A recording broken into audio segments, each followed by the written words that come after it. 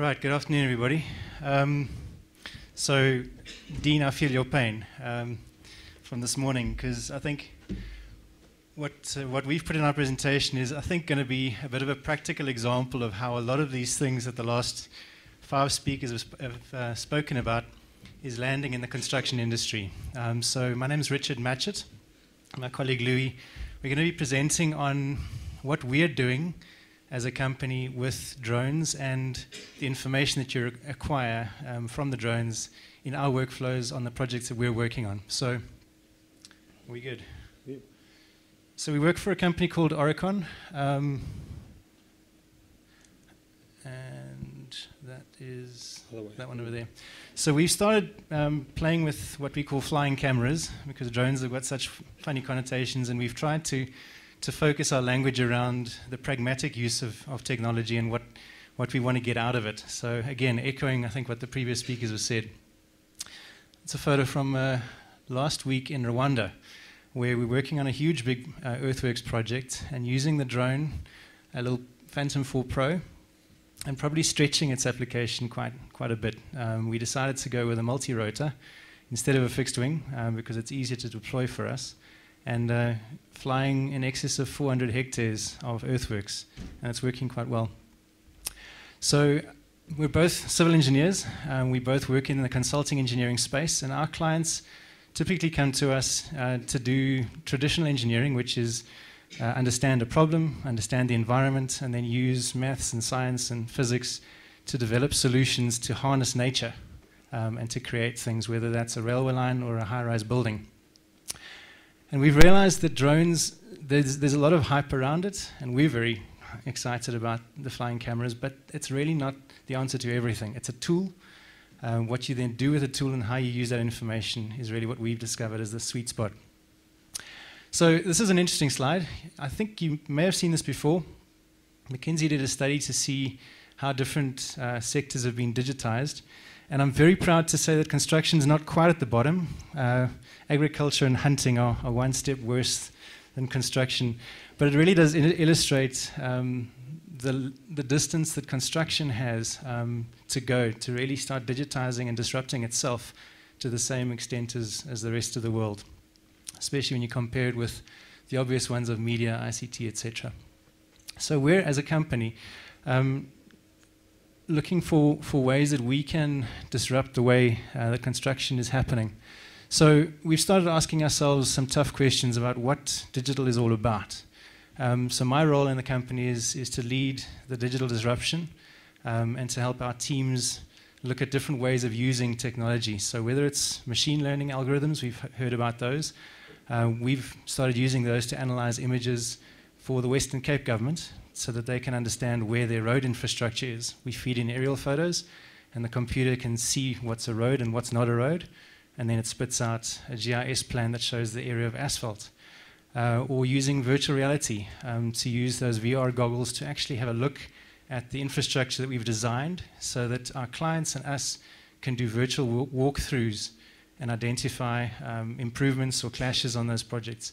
So into that space, bring a flying camera, and then start seeing, well, what can we do with that? All right, a few words from me as well. So my specialization sits with construction supervision and the management of construction projects. And in our sphere, we've basically got a few players, and each of them requires something from these flying cameras. And going through them, we've got our clients that require some progress information, marketing material, information for investors, and that also counts for ourselves as a business, as a corporate. We need this information to show what we are doing, where we're doing what.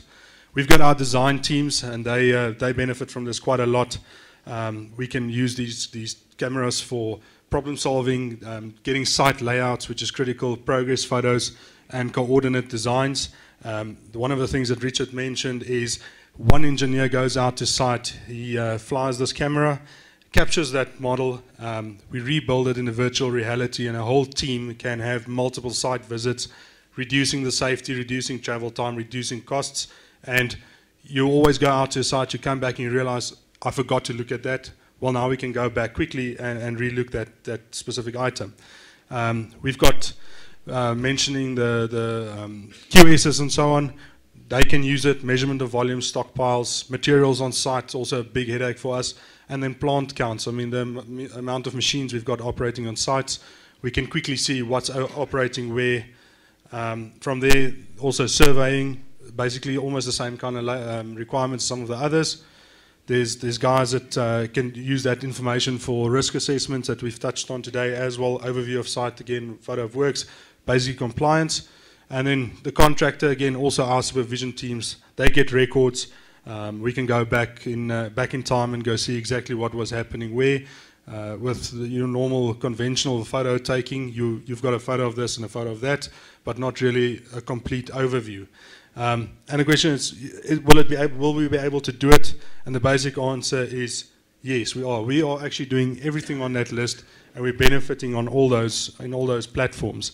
So our model for these cameras going forward is, or our plan is basically standardize the UAV make and models that we will be using. As Richard always puts it, we're going to stick to the easy stuff. We're basically going to drive Toyota Corollas. So at this point in time, we've decided to implement, and we've got a fleet of Phantoms. And that's basically where we're sticking. That's the easy stuff. That's what we want to do, our day-to-day kind of operation on site.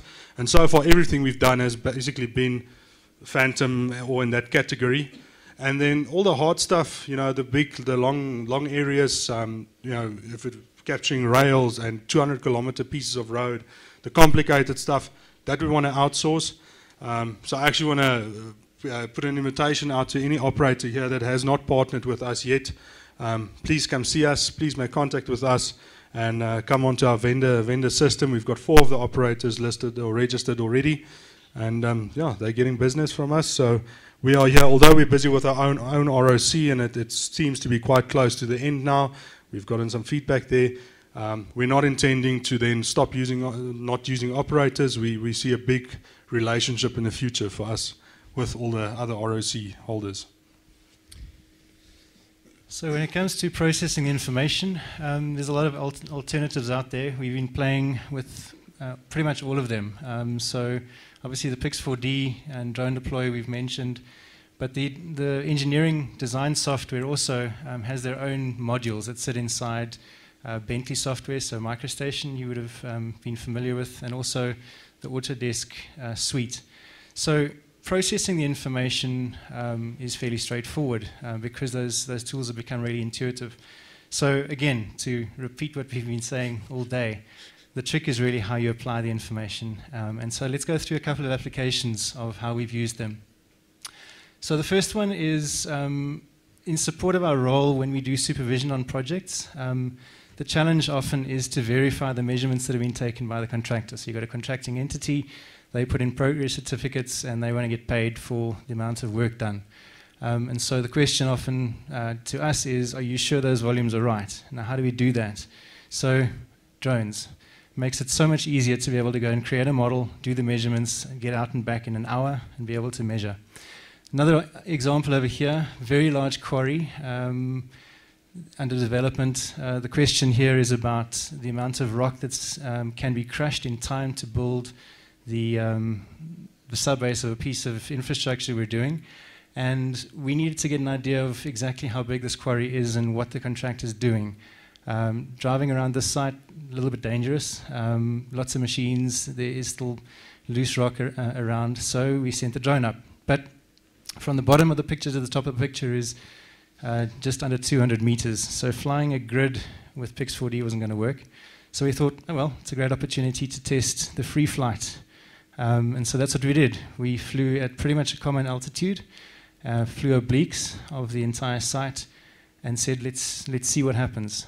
We weren't sure whether it would work or not, but the result was really amazing. And just like Louis said, we're able to now go and do site inspections with the contractor, to go and sit in the meeting room, put this on the screen, pan around, and do problem solving. And I think that's the real benefit of this type of information.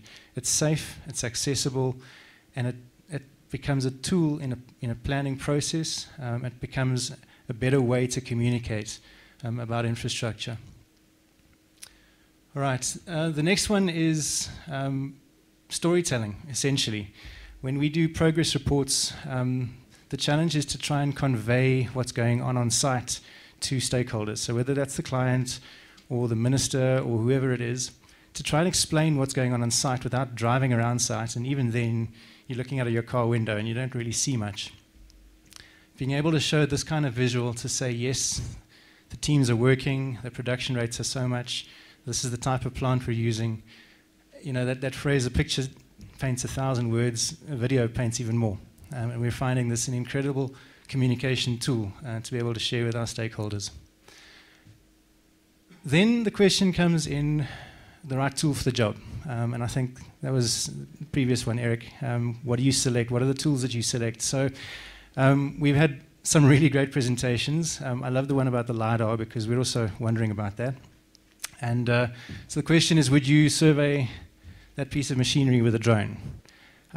It's complex, it's very detailed. You could probably try and take a couple of 100 photos of that with Pix4D, try and process it.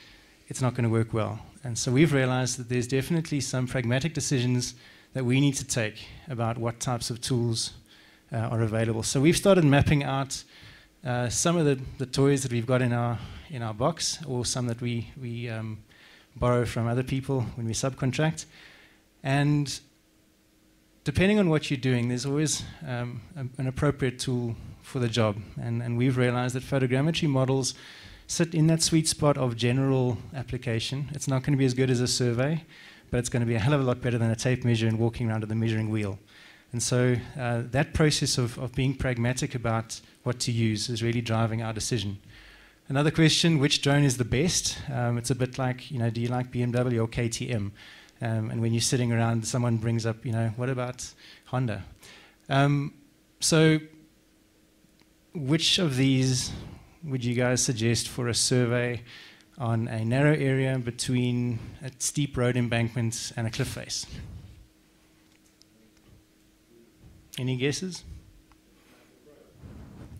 The Mavic. So we took the Mavic. This was a project where we had some serious erosion between, is it playing? There we go. Massive erosion between this huge road embankment and a cliff face. Contractor needed to put concrete down to reduce the erosion. So took the Mavic in, stuck it in tripod mode, and took photos of the entire area. Got the surveyor to give us 9 ground controls, which we just spray painted onto the rocks. And the result was astounding. And again, we were able to give this to our design team, who were then able to go and do essentially a site inspection, and then develop a mesh model out of this to pull into Revit, and then do the final design of the concrete. So it saved a huge amount of travel and transport. We could have maybe considered a LiDAR, but then you've got to lug that expensive equipment down into there. Bad idea. And now we send a little 1 kilogram piece of plastic with a camera on it, and we get this kind of result. Really, really useful. A couple of years ago, you would have remembered the earthquakes in New Zealand. Christchurch was pretty much annihilated. And one of the areas was this hillside above the ocean road called Dean's Head. And a bunch of very expensive properties fell to their demise. We were tasked with fixing up this road. And this is the footage from when they were doing the inspections. So traditionally, geotech engineers would have had to abseil down there and do inspections on the stability of the rock and assess the collapse risks. We were then able to use this technology to do comprehensive inspections and see things that otherwise you wouldn't have been able to do. We then brought those into VR models, and this is what it looks like when you look at these models through a HoloLens. So we had a bunch of scientists standing around looking at the same model at the same time. It's actually science fiction. It's amazing. So then we said, well, what else can we do? So then we started looking at real-time digitization of these slopes. So as we fly around, we create a mesh model. We bring that back and then interrogate the actual shape of the rocks. So for those of you who